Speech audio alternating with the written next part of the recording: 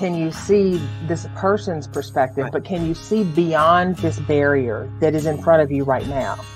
And we do get to that place of gratitude and actually appreciation. Now, it takes us refusing to stay in a victim mindset in order to do that. Well, here we are. It is launch date time. I know we're hydrating. You know what? I did the lookup, and it said for me to be on I have a new way of eating to try to keep diabetes at bay. I'm just going to tell you, self-love. I'd like to keep my legs and my eyes. That's just, there you go. Like them.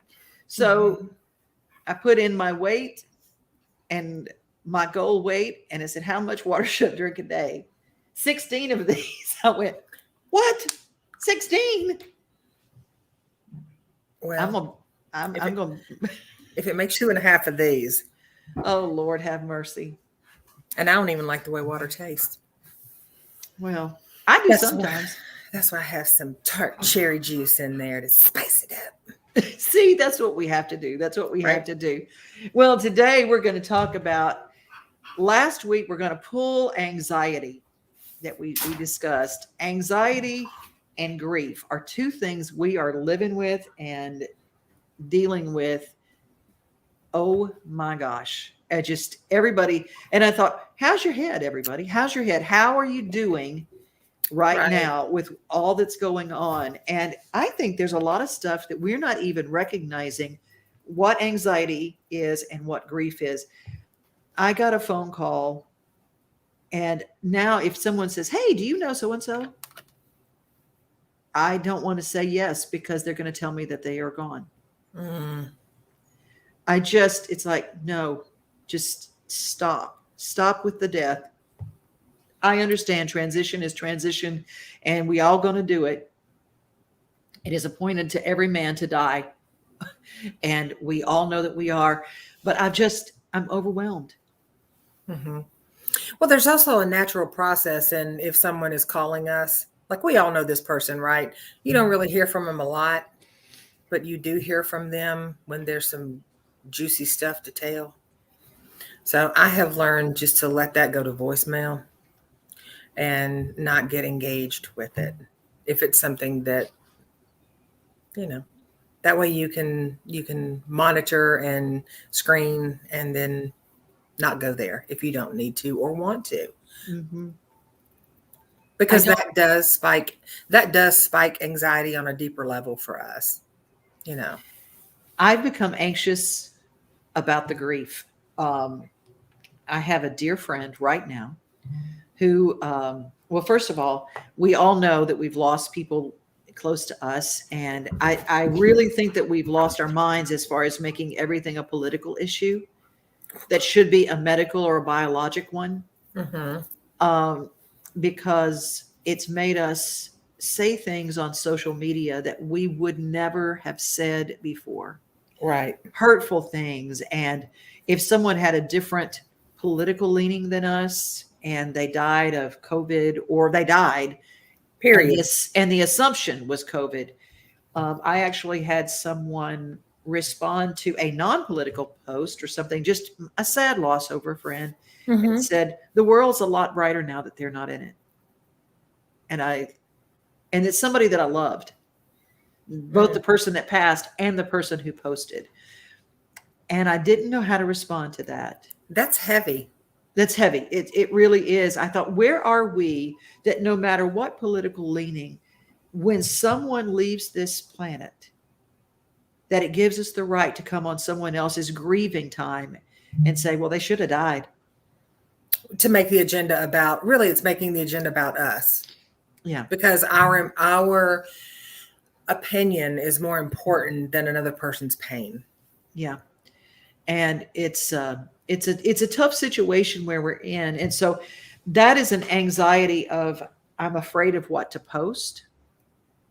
I'm afraid of, and I couldn't help comparing, because I've had people who were not vaccinated that have passed away, and people who are fighting for their life right now who were double vaccinated, who are in the hospital with COVID, a variant that, and It's not COVID's fault. It's not anything's fault. It's what we are as a people. Now, how do we deal with that?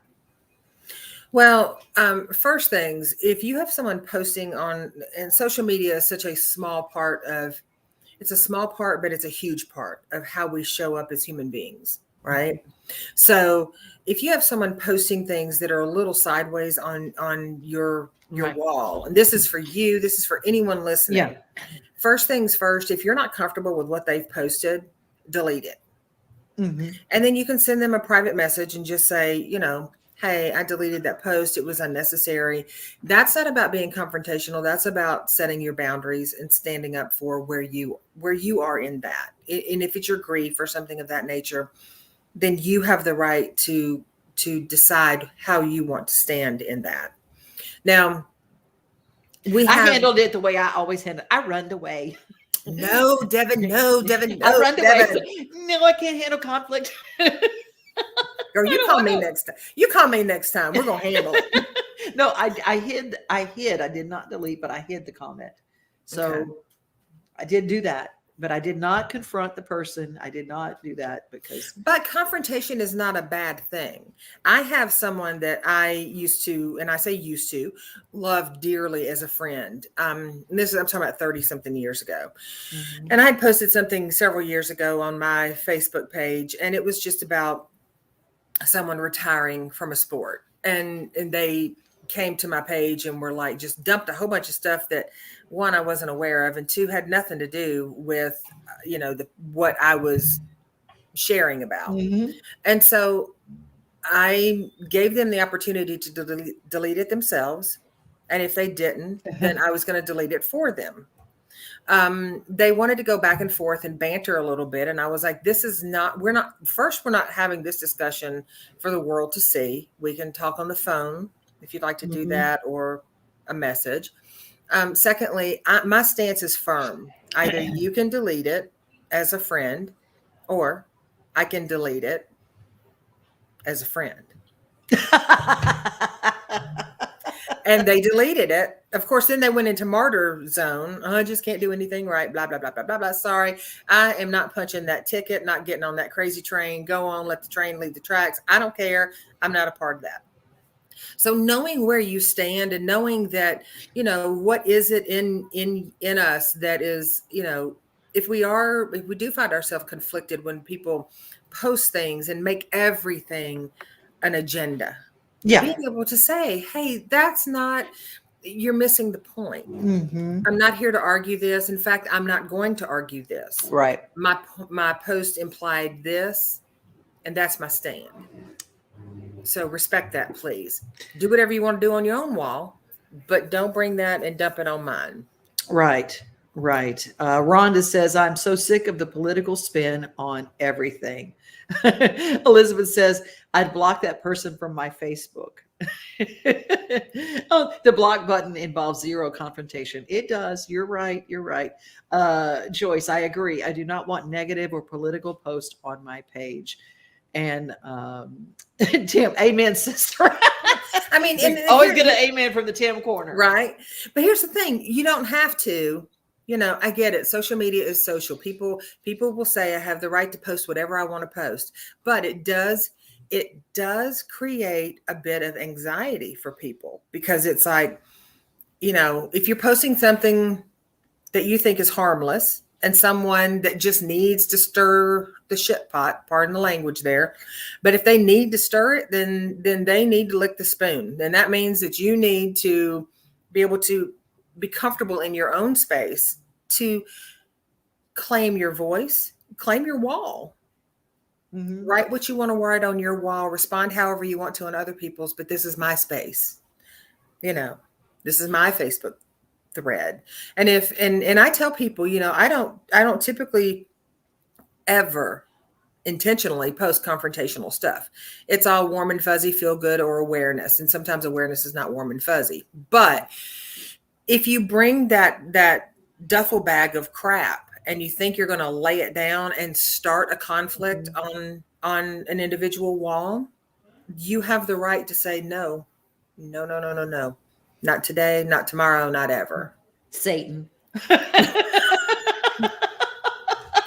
not playing that game, Beelzebub. Truth.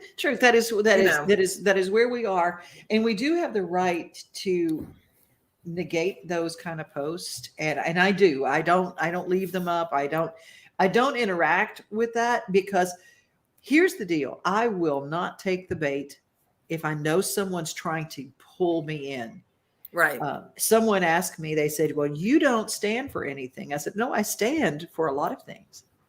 I stand for love. I stand for peace. I stand for doing the right thing, even when no one's watching. I stand for Kentucky basketball and puppies, and there you go.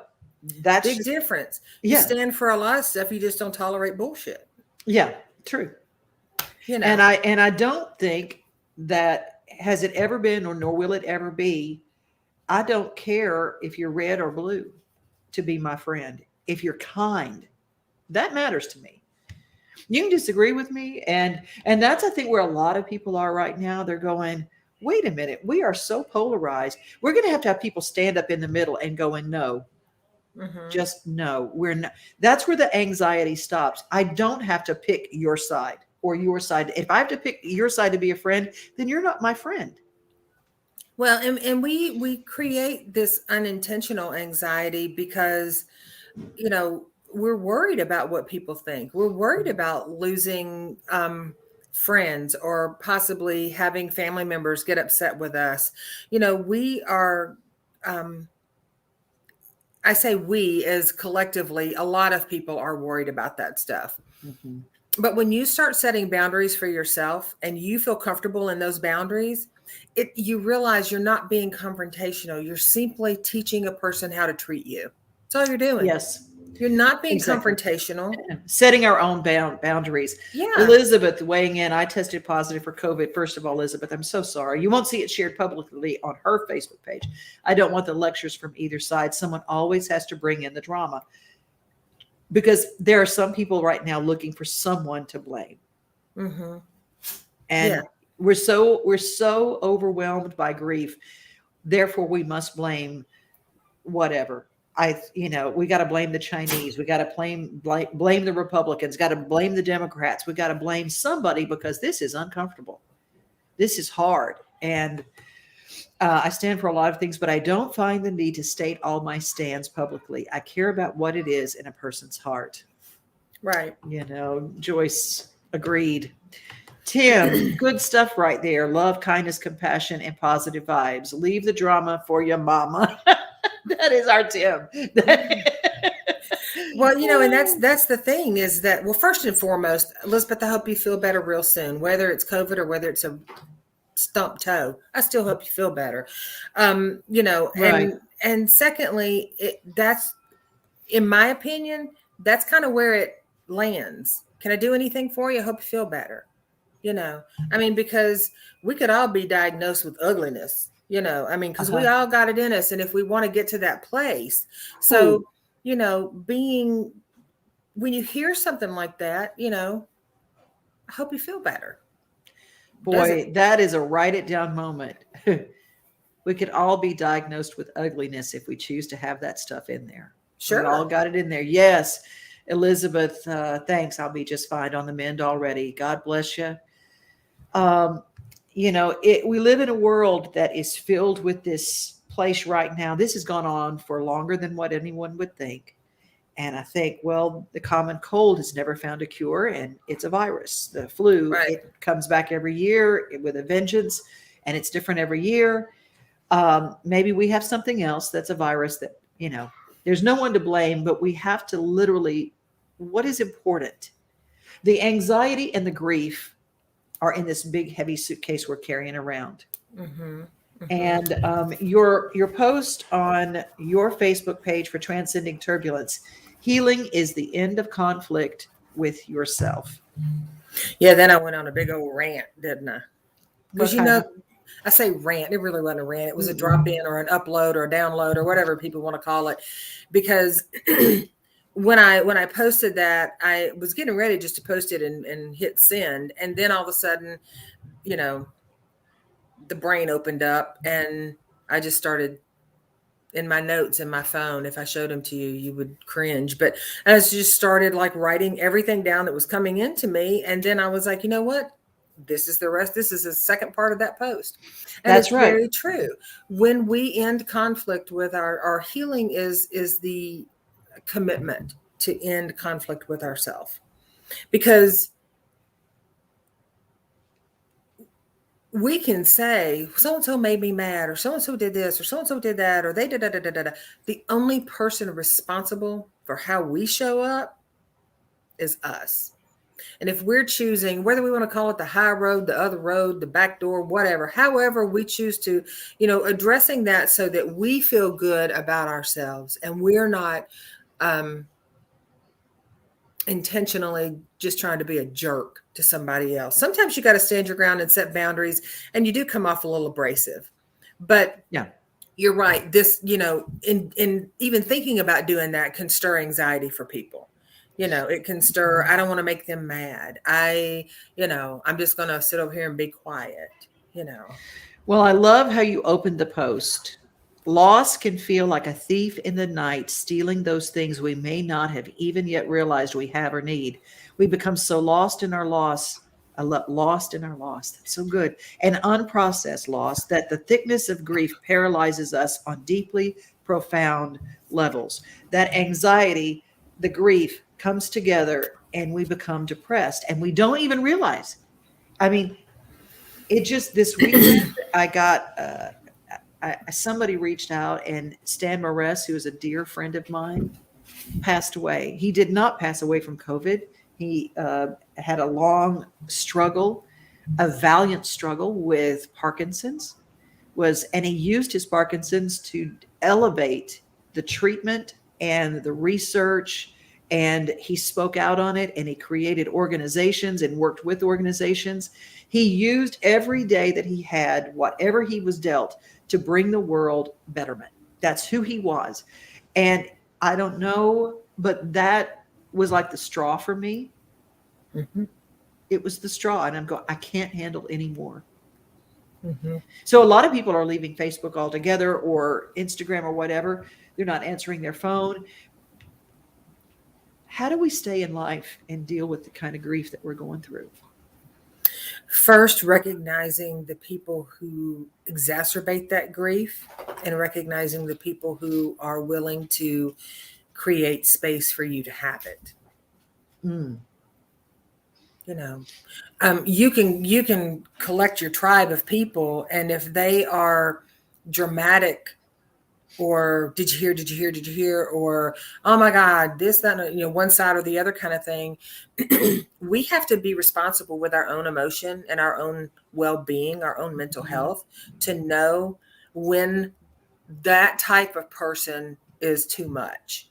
Doesn't mean you don't love the person. It just means, I heard a great analogy about, if that person is a balloon and you're holding them right here, just give them a little slack there and let them kind of float off just a little bit up out of the immediate zone, because then you can get clarity on what feels good to you, and you'll know, am I tolerating, am I not accepting or not processing my grief because I just have so much coming in on me.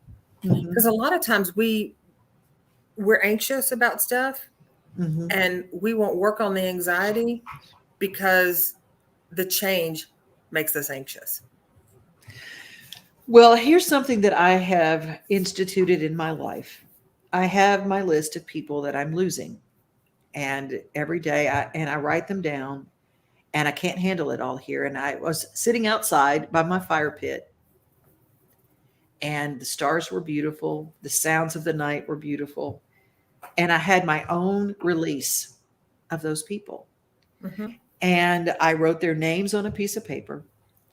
And I wrote all the things about them that I loved about them, and what they gave to me and how they blessed me.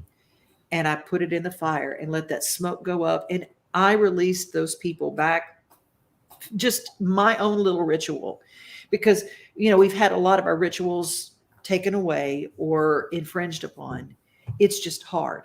So I encourage everybody as a what to do to help just to transmute the poison, so to speak, is literally have your own release moment. Talk to them. Let go in a physical, tangible way. And I think that's really, really important. Whether you get to go to a funeral or a celebration of life or whatever, create your own release. And, doing that honors your emotion. It honors the friendship or the relationship.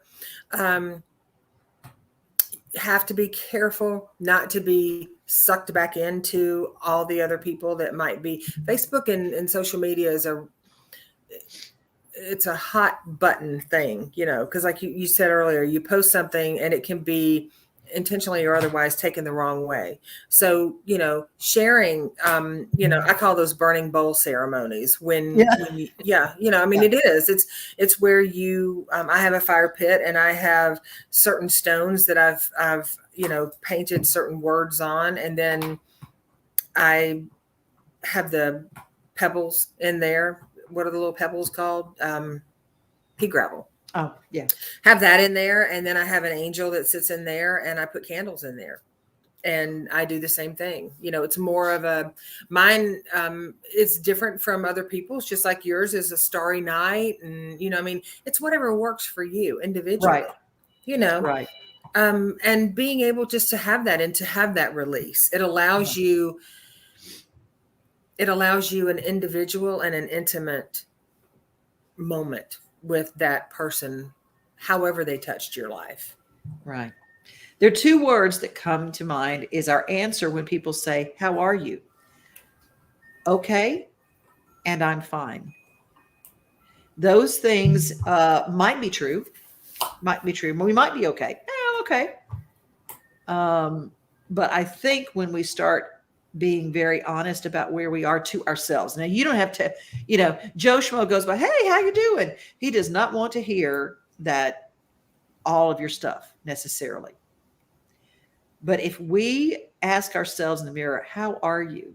We need to be able to be honest with ourselves so that we can heal and we can process. Let's talk about some of the symptoms of anxiety, depression, and grief and how they come together. Some of the things we may not realize in our patterns of daily that, I didn't even realize that was a symptom of anxiety or depression or grief. Avoidance. That's one of them. I'm just going to throw that out there. Procrastination is one. Okay. I mean, seriously, avoidance, procrastination, emotional eating or drinking, even if it's, and I'm not talking about eating a gallon of ice cream. I'm talking about just like, I know I'm hungry, but I'm not going to eat. I'm going to withhold that from myself. Or I'm not really hungry, but I'm going to eat anyway. That's not over or under indulgence. It's just being aware of how we can tend to self-soothe when, there's other healthier ways to do. So, a sense of numbness. Numbness is our grief, our anxiety. It is the depression as well. There's a lot of traveling companions that come together and, it's kind of like they're off to see the wizard. They're skipping down the yellow brick road and they go so well hand in hand that it's hard to tease them out to figure out what it is. But if you take a moment to sit with yourself, right. And how am I? What am I feeling? The first things that are going to come up if you're in a negative, a lower vibrational, a dark headspace is going to be, I'm not good. I don't care. This is stupid and I don't have time for this. So challenge that. How am I really feeling? I'm lonely. Feelings of loneliness will come up with anxiety, depression, and grief. And sometimes you're in a crowded room full of people and you feel completely lonely. It's not because you are actually lonely. It's because we're not sharing. Because maybe we're not in a room full of people or even one person who can hold that space for us. You said something important, and this is a write it down thing. Challenge yourself to fight those feelings back. Okay. Not just having those feelings. We can avoid, I don't want to cry. I don't want to cry. I don't want to cry. I don't want anything. I just want to look ahead the other way. I just want to watch Andy Griffith and shut up. Leave me alone. That's what I'm talking about. I'm going, you processing, letting the tears come. Tim says, right, create and a shoulder to lean on, to listen and be a loving, unconditional, and non-judgmental. Crying is cleansing of the soul. When you release a prayer of love and compassion, helps with the grieving process. Yes. Joyce shares something. Joyce, you are very vulnerable here. And first of all, sorry for your loss. I can't imagine. My sister is my best friend. I lost my only sister 6 years ago this month in a tragic accident, and I have lots of grief and depression issues with that. Oh, honey, I'm so sorry. Absolutely. Yeah.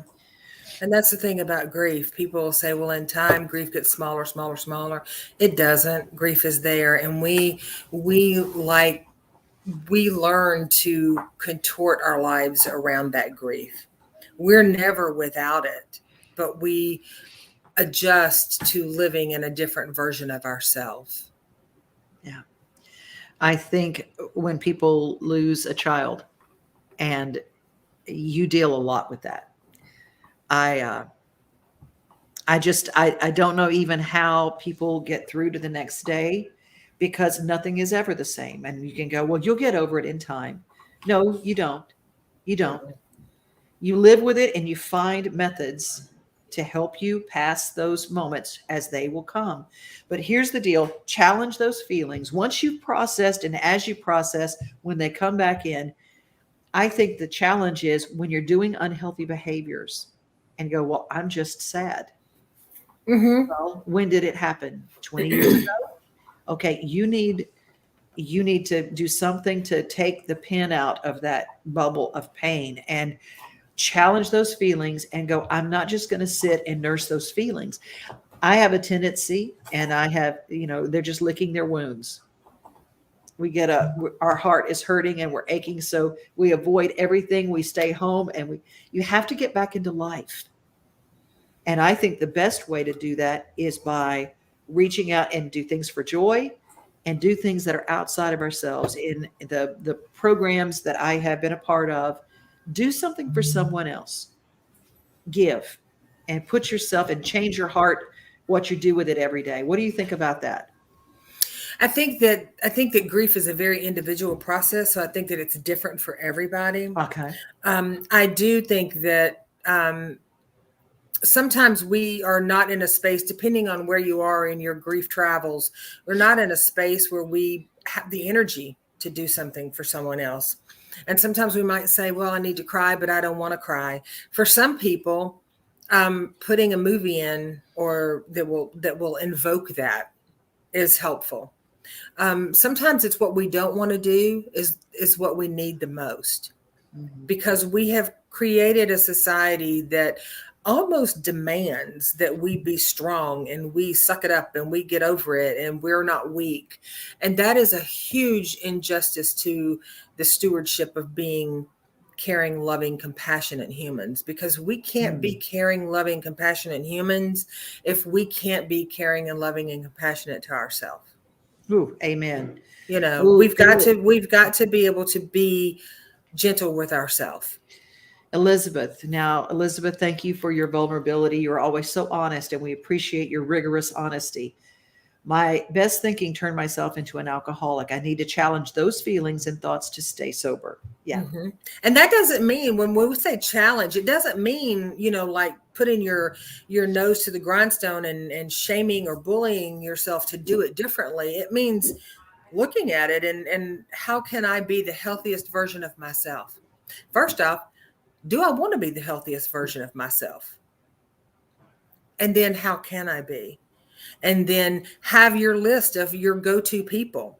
Have a list of 2 or 3 people that are your go-to people, that if you, some people call them their ride or die. If you need to talk it out, they're going to let you talk it out. But the minute that you start going, well, poor pitiful me, they're going to go, hold up, Nellie, let's just put a pin in it right there, because we don't need to do that. Mm-hmm. Sorry, I have an irritable senior dog here beside me. Yeah, and telling you to put a pin in it. That's what Otis's tail touched her, and she was like, "I'm not having it." Like, okay, boundaries, right? Boundaries. Living with a mama with boundaries. But we will never heal our hurt if we can't understand, or we're not willing to understand why we hurt. Amen. You know, Find out the why, process, create your tribe, and move into ways to live. Elizabeth says, exactly. Challenging myself doesn't mean beating myself up over it, but like Devon said, it means being rigorously honest with myself. absolutely. And one of the things that I think has been pivotal to me is finding ways to say, I survived. I survived. I am alive. I didn't die. So how do I approach my days that I was given? I might have 4 more days than the person who passed away yesterday. None of us know how many days we're going to get, but we are given an extra day. So with this gift of being here on this planet, I think of things, I go, okay, I woke up this morning. I'm going to be grateful that I woke up. How do I use this day to honor not only the people who didn't get this day, but how do I honor myself into this thing? And it's okay for us to throw ourselves into life. It's okay. We're not denigrating the passage of someone else because we keep living. Well, and then the question is not how's life treating us, it's how are we treating life. Whoo! I knew you'd come up with the bow, the cherry on top. There you go. Plop. But that it's true, right? How are we treating life? Because life's just happening. It's unfolding and it's evolving and it's happening. The variable in there is how we're showing up. We literally have only days on this planet. Just literally, we only have days. So how do we make it work? How do we do it? I want everybody to challenge themselves this week into living, processing, or maybe go in the other direction, processing, admitting, living life again, and find out. And so maybe next week we can talk about some of the ways that you have learned to process and how you're using it. Teri, how can people get in touch with you? I can be messaged here, or I can be found at teripugh.com, TERIPUGH.com, or I'm on Instagram all the time, so they can find me there. Also, we have our launch date, so they can find us on Instagram there as well.